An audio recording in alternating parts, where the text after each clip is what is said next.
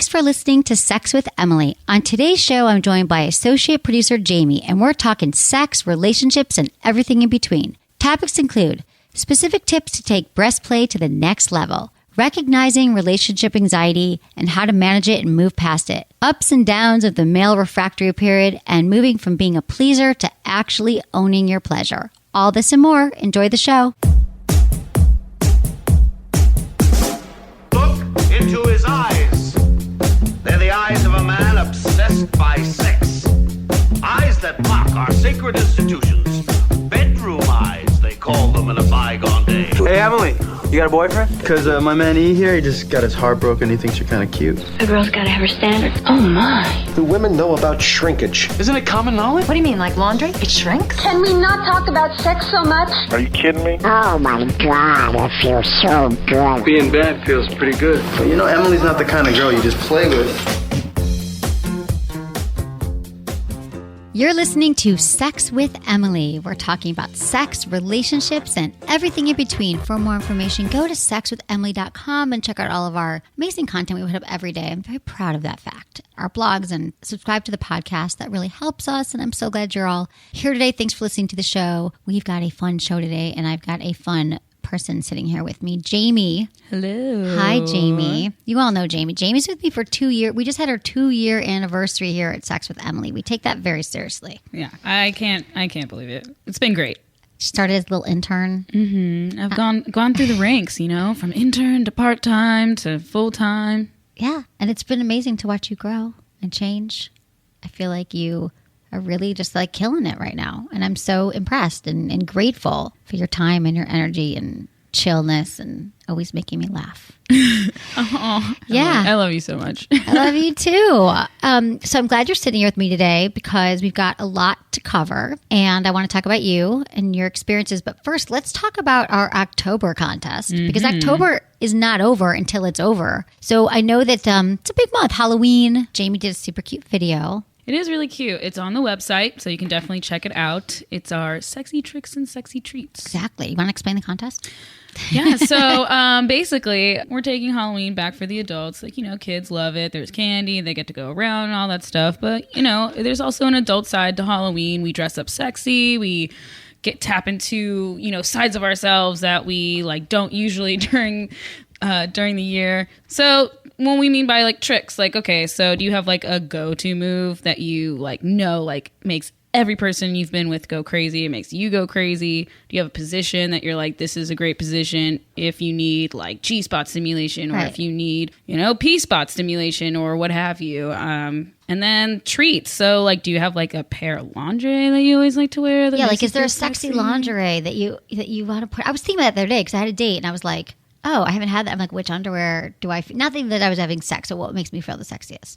No, that but I feel like it gives you confidence. It does give you confidence. That's what I'm saying. Like I had to change out of my underwear that wasn't so confidence building. Gotcha. Mm-hmm. Right. Okay. So lingerie. And then maybe like you have like a favorite toy you like to use. You know, we want to hear about that. Sexy tricks or treats. So just email us your sexiest tricks or treats by November 1st. Exactly. So you have all the way up until Halloween. So even if you can get inspiration on that night, do it. Send it to us. Email. Exactly. Feedback at sexwithemily.com. So, Jamie, speaking of sexy tricks and treats, so you've been here for 2 years. Do you mind if I reveal your age? Yeah, that's fine. I'm 24. So you're 24. So when you started, you were 22? Mm-hmm. So you were 22. Coming, you know, and you were always that girl that, you know, your friends came to you talked about sex and stuff. But now that you've been here for 2 years, what do you think that you've learned, like your sexiest tricks or treats? For example, we can take that, put it in the Sex with Emily format. What have you learned here? I mean, I see that you've changed as a team member. You've done a lot, but I'm not with you when you're having sex. I mean, in spirit. But what do you think has changed for you? What are I mean, I'm just like I'm more confident in asking for what I want and like saying, hey, like, this is what I need you to do. I mean, I don't say it like that. I say you don't go, hey. I don't say, hey, what are you doing? I didn't teach you that. Hey. No, but I was just like, you know, a way it's I've been able to like up my dialogue, I guess. Communication wise. And that's like, I think the most important part. And that's what everything follows with that.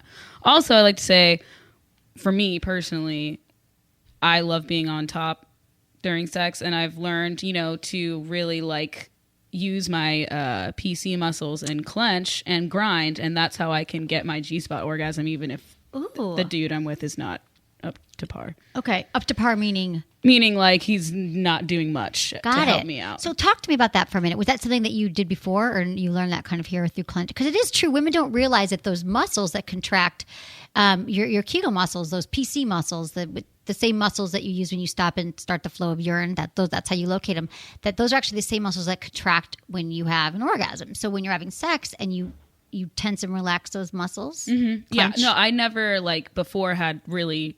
I had done it randomly just because I'm like, oh, can you feel that? Does that feel good? For the guy. Because you're like, oh, well, the guy feels But then, I started doing them, I realized that when I get closer to climax, that if I use those muscles, it actually helps me along to, get there. Pumping them, yeah.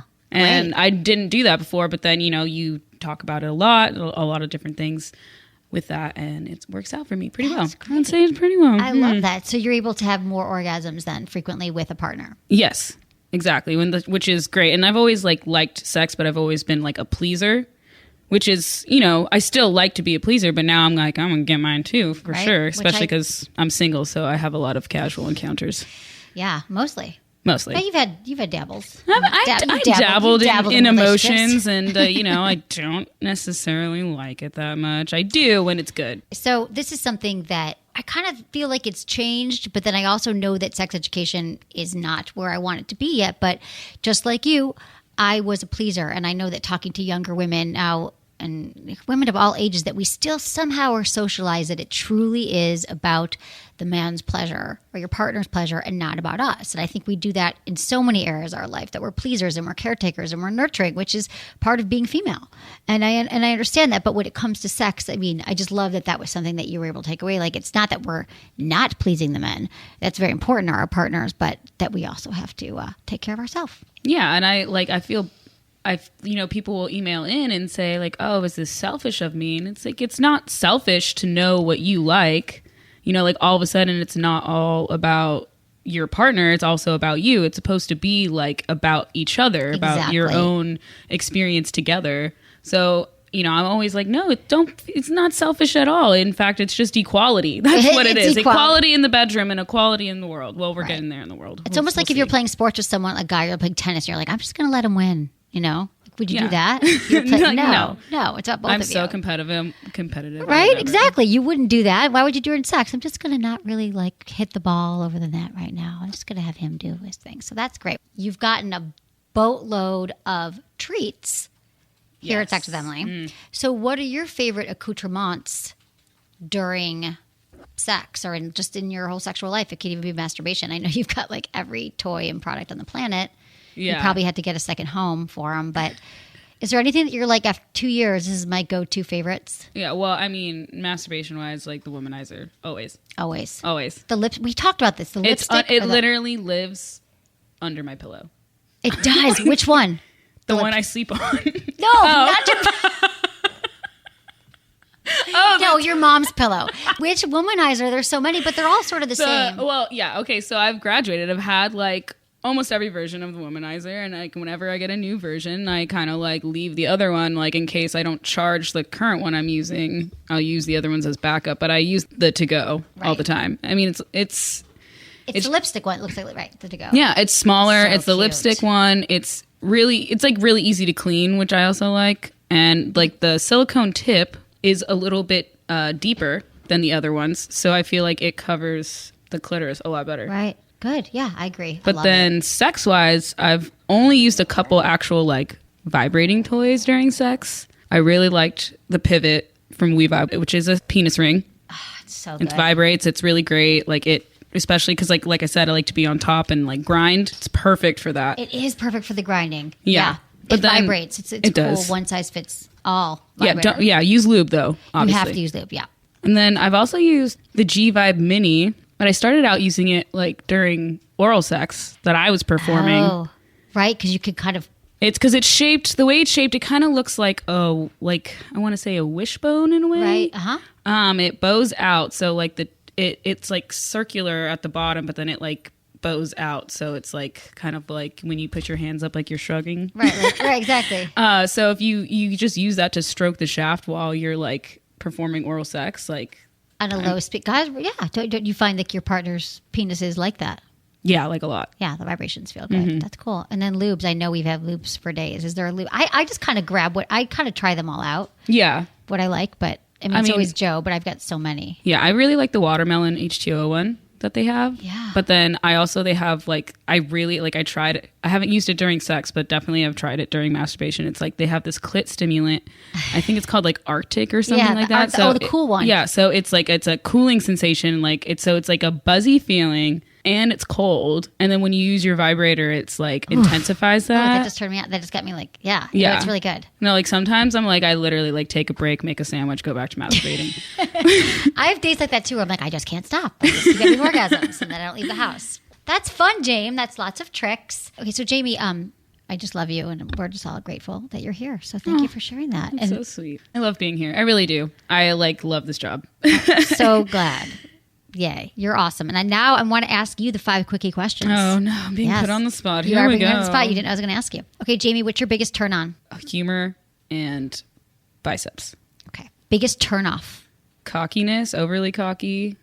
And no, that's pretty much it. Okay, got it. Sexiest part of your partner's body or a partner's body? Okay, so besides the biceps, right. I'd have to say like that, like it doesn't have to be defined, but that V area on a guy. And I love a good man butt.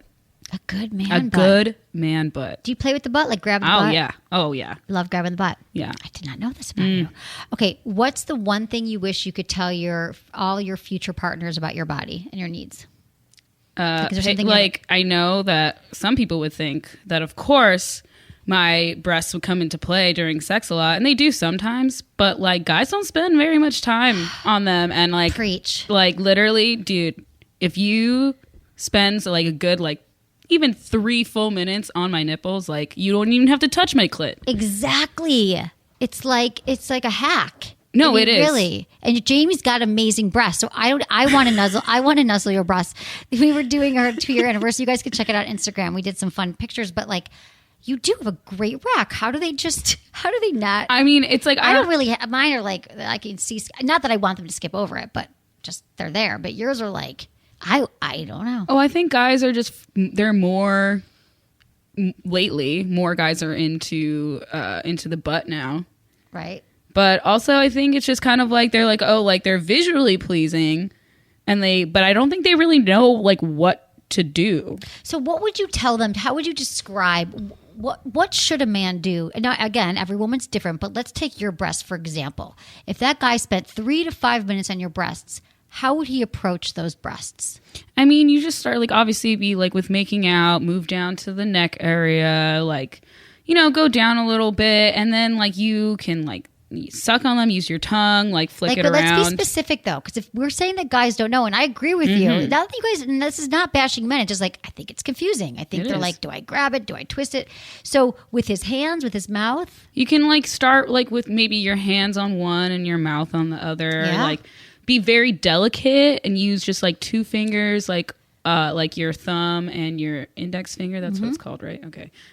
And you just lightly play with the nipples, play with that area, and then maybe use your mouth a little bit, use your tongue, use your tongue to caress and circle like you would with a clitoris, right? So, exactly. And you just kind of play and it's a clitoris upstairs. Yeah. And then pay attention to whoever you are with and how they're responding. And if they really like it, maybe suck a little more, maybe use a little more pressure, just kind of even just literally playing around with them, using your hands, kind of massaging them. And underneath too, I feel the underside of the breast, that's to kind of kiss that area, kiss the underside of it, or to just kind of rub it. We're wearing bras all day, it's uncomfortable. That area can be really sensitive. There's a lot of sensitive tissue just even around the breast too. Yeah, and I think that if guys just just take, like I said, and you always say slow everything down. Yeah. So I think that's a big reason too why it's guys kind of even if I mean, I usually have partners that will perform oral sex on me, which is good. So there is foreplay, but it's they still rush to get to that. It's kind of like someone just starts the movie in the middle and they go right down there. You're like, what happened? I feel like it's a big, not that I don't, believe me, oral sex is awesome, but I kind of feel like you just missed over the beginning. You kind of say hello to my breasts. I feel like it's part of it. At least acknowledge them. Yeah, it's like, it's like pretend you're in an elevator and you need to like stop at each floor. Right. Pick up some pleasure on the way until you get all the way down to the lobby, which is the pleasure. And then you might have forgotten something in your office. You might have forgotten something and you go back up. Yeah, That's exactly. okay. Yeah, you can go back up. You can go back, down. But just don't totally skip and get off Exactly. the elevator. That was great. Jamie, that was a good public service announcement for the breasts. Now let's get into some sex in the news. Ready. Okay. Good news. Relationship anxiety is normal. I mean, it is good news because it's normal, but it sucks that it's normal. Right? And I think that my thing about relationship anxiety is I feel like there's always going to be a little bit of anxiety in a relationship. And I know that at the beginning of the relationship as well, like especially these days, is he going to text me? Did he not text me? What did this mean in the text? Because people aren't even talking anymore. So there's so many more things to be anxious about, like that feeling when someone doesn't get back to you. But that's just the tip of the iceberg. The thing about relationship anxiety is, yes, it's normal, but we're also going to give you some ways to deal with it. Because I think we all experience it at different points. Some people are more anxious than others. Certain things can trigger you. But here's why, and here's what you can do about it. So there's a lot of reasons why we might feel anxious in a relationship. It could be childhood issues. It could be from your past relationship you had with someone. Like, let's say someone cheated on you, or there just wasn't a lot of healthy behaviors going on. So it could be lack of trust, fear of abandonment, questioning yourself, your compatibility, am I good enough? Or are they good enough? Or am I too good for them? Mm-hmm. So I think that we always experience in a relationship some sort of unease about, what we're getting ourselves into. So that's normal. That's a normal problem. But it's a real problem, I think, when it becomes debilitating, when you find yourself constantly obsessing about the relationship and it sort of takes over your life and you find yourself kind of be self-sabotaging as well when you start to doubt your partner and you keep bringing it up. You're like, what did you mean by this? And I'm not trusting you. And really, a lot of times it doesn't necessarily have to do with your partner, but a lot of times these issues have to do with ourselves. Welcome to the world. It usually is about ourselves, because once we learn and we really own our issues and our challenges, it can be easier to specifically weed out what's our part of the problem and what part is our partner triggering us, and how to have healthy conversations around it. So here's some signs that maybe your anxiety in the relationship has reached an unhealthy level. This is kind of like when you start to engage in these behaviors that might push your partner away. So it could be obsessing over your partner's social media accounts. Maybe you're Googling them. Oh, yeah. You've got your friends doing some investigating. Have you done stuff like this, James? No, okay. So I have been in a relationship where I did have a lot of anxiety, but I was actually like, I don't like to obsess over people's social media accounts. But there would be, like, I think everyone, like, sometimes at least, like, they'll go and you'll check the Instagram page, you'll check the Facebook page, you'll see, like, who's interacting with, my person. And so if you aren't trusting of them, you'll read into things. Right. And I think going through social media accounts is almost a way of self-sabotaging, because you're looking for there to be a problem. Right. Exactly. And then you're always going to find something, because if your brain is already wired to think this person's probably on a date with someone else or cheating on me, you'll be able to see that if they put a picture of a sailboat up. You'll be like, why is he at the beach? Who's he? Exactly. Like, who's he watching that boat with? You know what I'm saying? Like, Yeah. You could create any story in your mind. You can start to falsely accuse your partner of doing things that they didn't really do, that you've no evidence for. So if you're feeling like your anxiety about relationships, whether it's about your attachment to the relationship or you're just spending way too much time worrying about things, here's some ways that you can overcome your relationship anxiety. First of all, pay attention to your behavior. Like, how often are you jumping to conclusions about their behavior, and do you really have like sufficient evidence to support the fact that this person maybe did something wrong? A lot of times our fears around anything, like it could even be a fear around work or, friends, it has to do with something that happened in the past. Mm-hmm. It could be a childhood memory. It could be something in the past with a past partner. So check in with yourself. Exactly. Like, what's really going on here? So what you could do, exercise. I mean, for me, exercise helps me so much with anxiety in all levels of my life. Exercising, it's not just because you're going to feel better. Like, it does release, yes, you feel better about your body and your health and all that, but it actually does increase serotonin. So it actually does release those feel-good hormones in your brain. And for me, like, I love working out in the morning. That's always been my thing, because I just feel like it sets me for a good day. But also, whenever you can get it in, it helps. Get it in many ways. But right. I just went back to the gym. Yes. And I can't, unfortunately, I'm not a morning person, so I can't wake up No, I'm just saying for me, beforehand and that's go, right. yeah. But I mean, I wish I could. I'd rather do that because it's so busy after work. Anyways, I felt really great, like, going back. Like, I felt productive. I felt, like, just happier. I just felt like I could actually, like, be in a place doing something and not have to worry about anything else. And I could just, like, you know, keep running, you know, on the treadmill. I could just work out and, like, kind of like it's almost like a meditation without really getting into that meditative state. So it's great. It really is. I think it helps with a lot of things. And I have to say, people are like, oh, but I have no time. I mean, I think about Michael Moore. You know Michael Moore, the filmmaker? I remember reading this years ago that he's always been overweight. And he just started doing this 10,000 steps a day. And he lives in Michigan and Flint. It's freezing like where I grew up. And he was like, I'm just going to walk. So it's not even like you have to do anything, but he would, you know, probably use his Fitbit or his phone now that has those apps. And it's like, I know you guys have heard this from so many different sources, but it really does help just to get out and move and get outside of your head. And it just, every time it works. Like there's nothing, it's kind of like sex. You never like really regret having sex with your partner, and you're not going to regret start moving because it just helps clear your head. The other thing, positive self-talk. As much as you can, and this is also another practice, engaging in positive self-talk rather than negative self-talk. And this to me is a lifelong process, and I find myself a lot of times when I'll just be thinking of the worst case scenario about things. And all of a sudden I literally will be like, everything's fine, everything's good. And I'll even have a mantra in my head. Like I have one that I always say, like, all I need is within me now. Because I love that. Thank you. Oh my God. And I literally will just not even consciously know. I'll just keep saying that. Like if I'm going to bed at night, I'm feeling anxiety, or I'm just driving somewhere worrying, I'm like, all I need. Because it's true. Most of us we're our own worst enemies, and we have all the answers that we need, and all we need is inside of us, and we can control it. So that's my mantra. You can find something that makes you feel good, like I'm okay, be here now, whatever it is, to kind of, and it's literally a practice that just gets your mind off of thinking these thoughts that can be sabotaging. This also increases serotonin as well, and this controls the part of your brain behind the frontal areas that are responsible for attention, judgment, and impulse control. So if you find yourself being really judgy, and I do find this when I switch it, I'm like, I have no room there to be judgmental, to focus on other things. It just helps you reset. Also, take a step back.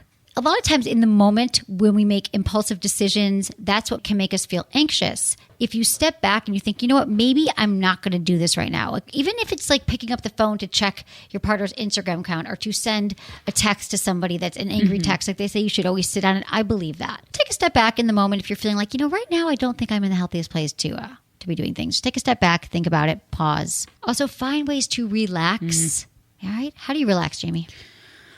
I like to listen to a lot of like just chill, laid back music. I like to just like lay back in. I have a jacuzzi at my house, so I like to use that to kind of unwind. Because like I'm talking a lot all the time, and people, like I talk to my friends all the time, and they're always talking to me, and like it's nice to just like be like in a quiet, like just like chill, like quiet music, just chill and sit by myself and just breathe. Yeah, that's good. It's important. I realize that too. I'm always going. I'm always talking. Even last night I was driving home from work. You saw me. I was so tired. You're like, I've never seen you look that tired. I really exhausted. Haven't. I was so tired. And I was like, you know what? And there was a lot of phone calls I had to return, a lot of things I needed to do. And I thought, I'm shutting down. And I didn't talk to anybody. And it felt really good to take that time. So it's important. And then finally, if you feel like your anxiety is just taking over, get help. See a therapist. I think everyone needs it at some point. But if you really find that it's just too much, talk to someone about it. Because the truth is that overcoming this kind of anxiety in a relationship, and just like everything, it boils down to having control over your emotions and your mental process. And that's why when I say all you need is within you now, we can control this. You're the one who's planting these thoughts in your head. You're the one who's creating these scenarios. And when you kind of separate that your thoughts are not you are not your thoughts, and you can control them, you can start to minimize your anxiety around relationships and just have healthier ones and more sex. Yeah, and I think when you're just throw the sex in thing. Yeah, exactly. But like it's hard to have sex when you're like full of anxiety and stuff like that. I think that's why sometimes too couples kind of have like those dry spell periods, because if there's too much anxiety going on in there, it's like, how can you like trust your partner and like relax and get into that mode of pleasure? You're right. And you said something really important, I think, about music and about sound, that I think that we underestimate the power of just having music playing or listening to something that really soothes you. You know, not the TV necessarily, but, you know, and then also touch. So when you were just saying couples, it's like, can you guys listen to music? Can you touch each other? Because even just if it's just massage and not sex, or get a massage, like that really does help to calm down your whole nervous system. And smell, light some candles, all that stuff. Thank you, James. Thanks for having me. Of course, it's so fun. Okay, so we're going to give a shout out to our sponsors right now. You guys, thank you for supporting them. God, I love all of our sponsors right now. Oh, dude. I mean, I always do, but they're really killer. I mean, we've got some great ones. And we've got, I love the new Donna products. Oh, I like really need I want to eat them. I need to find me someone that I can soothe and massage and that can do that back with me. I really want to use them. They all smell so good, and I just feel like I can use them alone, but I want to use them with a partner. My thing about these massage candles are that they are such a great, Donna makes these massage candles. They smell amazing. And the thing about a massage candle, it's like a twofer because I light it when I come home from work. I just light the candle. It smells amazing. And then if someone's coming over, you're like, oh, it's a fun little trick. You're like, oh, like this is actually, does that smell great? Yeah. It smells like chocolate mousse. I know. But, like, like not like the gross fake chocolate. I know. Like, that's what I'm thinking. Nailed it. It smells really good. And then you can pour it onto your partner and it's like warm oil. It's not wax. It's not like particularly super kinky. It just feels, it's like warm oil and you pour it on your partner and it's like a little game, a little fun trick. Yeah, it is. That's a good trick. If you want to check out the Donna products, you can go to my sexwithemily.com store or just check out the Donna banner on the website. Okay, everyone. Thank you so much for supporting our sponsors and we'll be right back with your emails.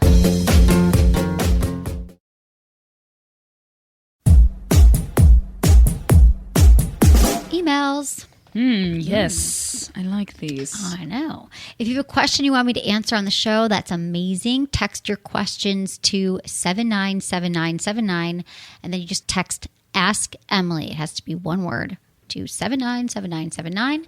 You can also submit a question at sexwithemily.com via the Ask Emily tab. And as always, include your gender, your age, where you live, and how you listen to the show. Hi, Emily. I'm a new listener to your podcast, and I love it. I'm 39 and single, and I've never been married. I don't have kids, and I've had some failed relationships. Perhaps we all have. After not having sex for a year, I met someone online to hook up with while I was on a mini vacation. I've never done something like this before. I was really nervous, but the sex was great. He was very giving and wanted me to be comfortable. There was a lot of kissing before, during, and after, and he stayed to cuddle. He didn't say much, and I always love that. And he didn't say much while we were actually having sex. I don't have a lot of body confidence, and I have body image issues, so it makes me feel better when I get verbal feedback. I feel like I held back a little. I was nervous, obviously. I texted him after he left. I told him the sex was great, and I loved how gentle he was, as he was very well endowed. He replied, "You're welcome." I sent one additional message, and I never heard back. I'm going back to the same town in a few weeks. Should I attempt to contact him? I'm afraid of being rejected, but I really want to have sex again with him, and I want to be more free and more uninhibited this time around. What would you do? Thanks, Lynn, 39, South Carolina. Yeah, Lynn. Okay, here's the deal. I don't love that he didn't text you back after your second, reply, and he was kind of rude, like, "You're welcome." And I just feel like, yes, some people are challenged when it comes to texting. But I just feel like "you're welcome" and then not answering you back, you might kind of be setting yourself up for failure. I feel like the fact that you want to let go more and you want to have another fling, that there's plenty of guys in every single town. So I feel like you can find somebody else to kind of to hang with, I mean, don't get stuck up on that this guy, it was great sex. Because if this was me and the guy was just like, "You're welcome," I'd be like, "Oh, why? Was it a privilege?" You're welcome's kind of It's just, to me, I would be like, "Nah, on to the next." Yeah, that's not very loving. He could have been like, "Yeah, fun too." Like, how hard is it to say? Yeah, "You're welcome" is super not cool. Okay. Yeah. And here's the other thing. I got to be honest with you here, Lynn, is that you hadn't had sex in a year. So in your mind, it might have felt a lot better than it. We kind of elevate things. If you haven't, if you've been on a diet or whenever you restrict or take something away and you try it again, it's so great. So I feel like, I don't know. I totally agree with you. You get wrapped up in "Oh my God, the sex was great." And then you think I really want to you said that you wanted to be more uninhibited next time with him. And I don't think that, to me, it doesn't sound like he deserves it. He doesn't. Right. So I think you can totally let loose with someone else, and you don't have to be nervous. We all get in our heads, even me, especially when you're with someone new, especially if you haven't had sex in a while. But just know that there is better people out there, and there's going to be even better sex. That's not the best sex that you're ever going to have. Exactly. And then also, to be honest, the second time around, usually it's the novelty that makes new sex or, one night stands feel really good. So I feel like just go and go out and have fun on your own. If you don't feel like looking on the apps or finding someone, I think when you're on vacation, you do have this thing. We were talking about this yesterday. Yeah. I wanted to term for it. Jamie came up with this vacation goggles. Yeah. I feel like when you go to a new town, everybody it seems everyone's exciting and new and seems different. Like whenever I go to New York, I'm like, every guy here is so good looking. People come to LA. I think we're just somewhere different. So I think that maybe just take advantage of being somewhere new. Don't put a lot of pressure on yourself. Just be go out to dinner, meet some people, and mingle. Be uninhibited with someone else. That's how we feel, Lynn. Keep us posted. I want to hear how it goes. Okay. Hi, Emily. My name is Marcus. I'm 28 and live in Nottingham, UK. I've been with my fiance for over 4 years, and the sex has always been great. After 4 years, we still have it two to three times a week. Our sex life is becoming more creative as well. We use toys, lube, and of course, our growing connection. Oh, I know. I love this. I have a question about the refractory period. Once I have reached orgasm, I'm literally done. I can prolong my orgasm to a point, but once it's happened, I have zero drive for what seems like the rest of the day, if not longer. For the first few immediate hours, I'll struggle to get an erection. I feel generally a bit sore after sex. I don't want to masturbate, and it doesn't feel as good as the first orgasm. My better half knows this, and she doesn't initiate until the next day. I don't like this. I'd love for sex to be spontaneous, and I'd love to be able to have sex a few times a day. How can I reduce this refractory period and get an appetite for more sex sooner? Thanks, Marcus, 28, Nottingham, UK.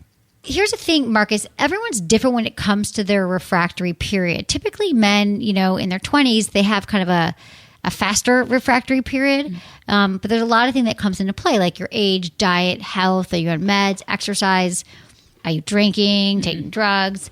And the only thing here that gives me pause is that you are young. You're 28 years old, and I feel like the fact that you're experiencing pain after sex, and that it's taking you 24 hours. It doesn't feel like that it should take that long and that there should be pain. So I'm wondering if you're on any medication, if you drink a lot or smoke cigarettes. I mean, that's all stuff that can affect the male erection, because the refractory period, it's usually a few minutes to a few days, and the older guys it does take longer. And definitely there is a period where your body shuts down. Your body's in overdrive. The sympathetic nervous system, which controls your fight or flight, kind of pushes your body to calm down. And that is what's happening. But typically, like if you're, and it also lowers your neurotransmitters like dopamine, testosterone. And so that's what happens as well. And your serotonin spikes and takes a nosedive. And that's why guys often want to sleep after. Mm-hmm. But I feel like if you and your partner continue to kind of play around, maybe she gives you a massage or maybe you give her some pleasure, that you should be able to, typically get an erection again, at least that day. I just feel like maybe there's something going on. I mean, or it could just be the way your body is, but I would get checked out. And it's just the pain thing when you said that you have some pain. So when you say that the first few immediate hours you struggle and you feel a bit sore after sex, I'm wondering also how much are you masturbating? So maybe also if you're masturbating a lot, I'm just wondering where that soreness is. Is it internal? Is it on your shaft? So I've got a few questions for you, but the refractory period, I mean, again, it differs for all men, but the fact that you're having pain and it takes 24 hours at least, I would get checked out. Mm-hmm. Hey, Emily, I'm also Emily. I love to learn about sex, and I want to be better at talking with my partner about what I'm learning. I don't want to come off too preachy-teachy and know-it-all sex freak. How should I start broaching this topic so we're not just talking about it, but we're trying out some of the things we talk about? Thanks, Emily, 27, California. Well, Emily, I love that you want to talk to your partner about sex, and you're actually even asking how to improve upon the fact that you're even talking to him, because a lot of people don't even want to talk about it. So there's a few things here that we kind of some rules around talking about sex that are important that we emphasize. And location is important. So location and timing and tone. Yes. I would say those are some things to start with that you don't want to have in the bedroom right after sex. Yeah. You can say that was amazing, that felt great, but you want to be like, I really think that we should try anal. Or next time, could you do this or that? I just feel like the bedroom is kind of for sex, for sleeping. But if you are outside the bedroom, I think it's great, like at breakfast or... like if you're going to the laundromat or you're taking a drive in the car... Right. You're not making eye contact. It might be an easier time to talk about it. Timing, make sure, you're not stressed. You guys aren't rushing around. And I would just say that my top advice for you, just to make it more of a conversation, I think that we can build it up in our head and because it's a big deal to talk about sex with your partner because it's such a charged subject and you really don't want to upset him or hurt his feelings. And so I feel like if you're just like, God, our sex has been, I love having sex with you. It's been really fun. And I'd love to let's talk about some other things we could do. What are your fantasies, or like, what are some things you want to try, or bucket list things that you go to a sex toy store together, listen to the podcast together. I know a lot of couples kind of use this as foreplay, Sex Only podcast, which I love. And you could also, again, like make it more of a conversation. Like, God, when I was masturbating the other day, I was thinking about you tying me up. Maybe that's one of your fantasies. You could tell them that. Like, I think that we all want instructions. Like, you want to hear what he wants. I'm sure he wants to hear what you want. So it's really just keeping it light and casual and fun, and that you just want both of you to have some pleasure.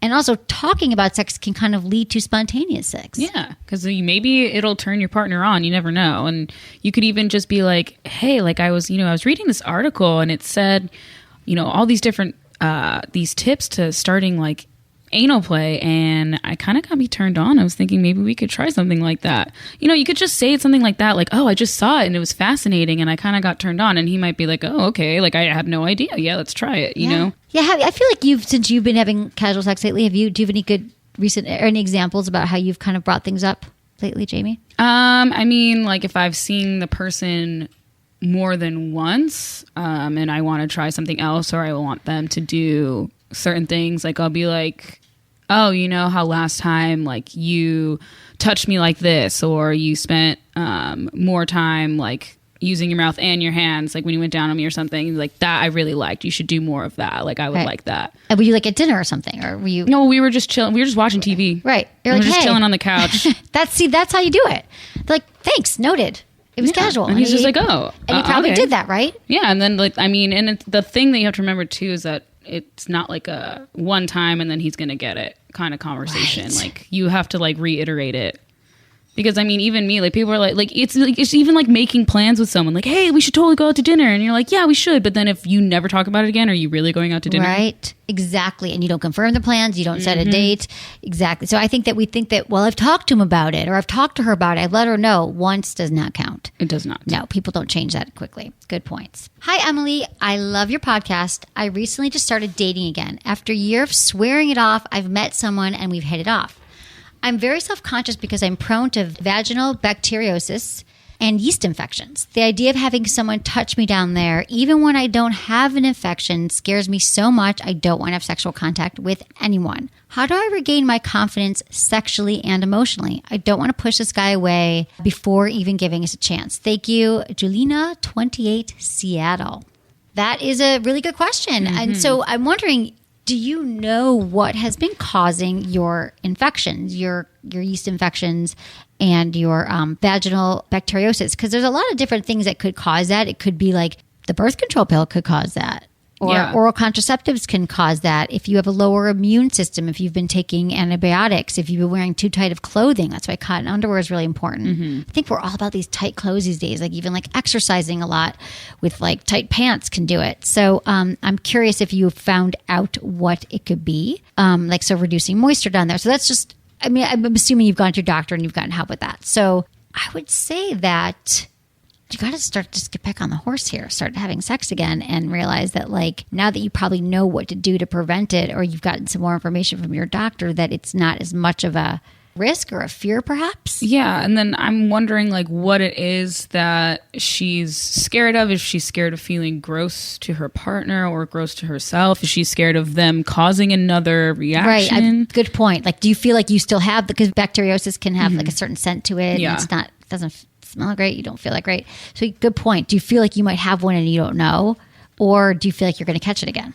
Yeah. So maybe, I mean, if it's kind of like you feel like you just want to be extra clean, maybe you can just shower before you have sex. You can use like flavored lubes. You know, System Joe has like the water-based lubes. Yeah. Water-based lubes that will probably be okay with, because it seems like if you're prone to infection, you probably can't use too many types of lubricants.